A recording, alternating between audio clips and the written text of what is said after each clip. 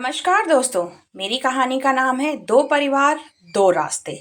ये एक शिक्षाप्रद कहानी है जो कि बच्चों के लिए आज के समय में बहुत उपयोगी है। तो कहानी इस प्रकार से है। एक शहर में दो परिवार रहते थे, वर्मा परिवार और शर्मा परिवार। दोनों के बच्चे एक ही स्कूल में पढ़ते थे, लेकिन उनके घर का माहौल और जीवन शैली एकदम अलग था। वर्मा परिवार पैसा बहुत पर समझ थोड़ी कम थी। वे बहुत ही अमीर थे और उनका बड़ा सा बंगला था, 4 गाड़ियां थी, घर में हर चीज लग्जरी थी। पापा बिजनेसमैन थे और मम्मी सोशल मीडिया पर बहुत ही एक्टिव रहती थी। खाना बनाना उन्हें टाइम की बर्बादी लगती थी, इसीलिए अक्सर बाहर से ही pizza, burger, noodle, chow mein, cold drinks मंगवाया जाता था। दो बच्चे थे, रोहन 10 साल का और रिया 8 साल की। दोनों को टिफिन में रोज chips, chocolate, burger, Maggi, pizza ही मिलता था। में शुरू में बच्चों को मजा आता था, लेकिन धीरे धीरे रोहन और रिया में कुछ बदलाव दिखने लगे। वे थके थके रहते थे, ध्यान नहीं लगा पाते थे, छोटी छोटी बातों पर चिढ़ जाते थे, अक्सर पेट दर्द और बुखार हो जाता था। वहीं शर्मा परिवार एक साधारण परिवार और जिम्मेदारी भरा तरीका।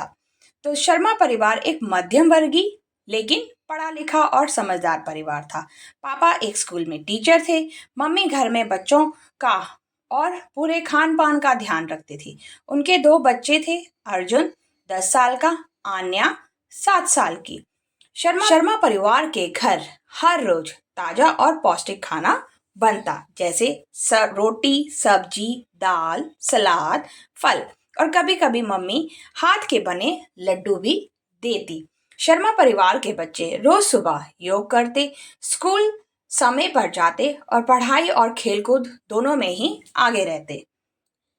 एक बार एक बार की बात है, जब रोहन और रिया को हर हफ्ते डॉक्टर के पास ले जाना पड़ा, वहीं अर्जुन और आन्या स्कूल मेडल जीतते। स्कूल में जब कोई भी एक्टिविटी होती तो दोनों खूब पार्टिसिपेट करते, दौड़ में सबसे आगे तेज रहते और हर टीचर के फेवरेट बन चुके थे। तो डॉक्टर ने जब सभी बच्चों की जांच की तो उन्होंने पाया कि रोहन और रिया को विटामिन और एनर्जी की बहुत कमी है। डॉक्टर ने वर्मा परिवार के माता पिता को बुलाया और कहा कि आपके बच्चे बहुत कमजोर हो रहे हैं। रोज रोज का जंक फूड उनके शरीर को नुकसान पहुंचा रहा है। वहीं शर्मा परिवार की तारीफ करते हुए डॉक्टर ने कहा कि आपके बच्चों की सेहत बहुत अच्छी है। ये सिर्फ आपके घर के अच्छा खान पान और अनुशासन का ही असर है। कुछ दिनों के बाद रोहन को तेज पेट दर्द हुआ।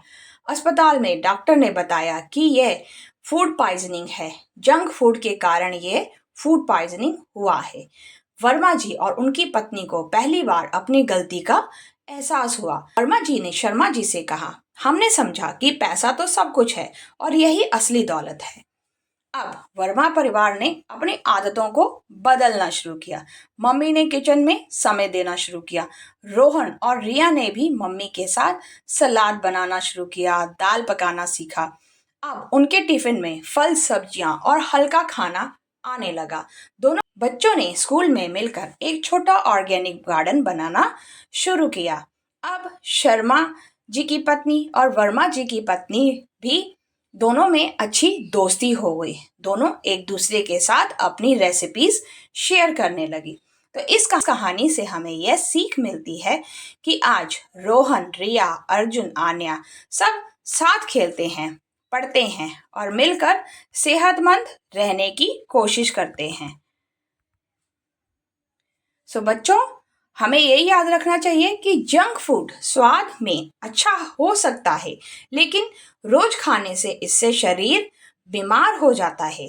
सो माँ के हाथ का बना खाना, ताजे फल और सब्जियां ही असली सुपर फूड है। इसी से आपकी सेहत बनती है और यही सब कुछ है। तो अंत में हमें ये सीख लेनी चाहिए कि ताजा खाओ, स्वस्थ रहो।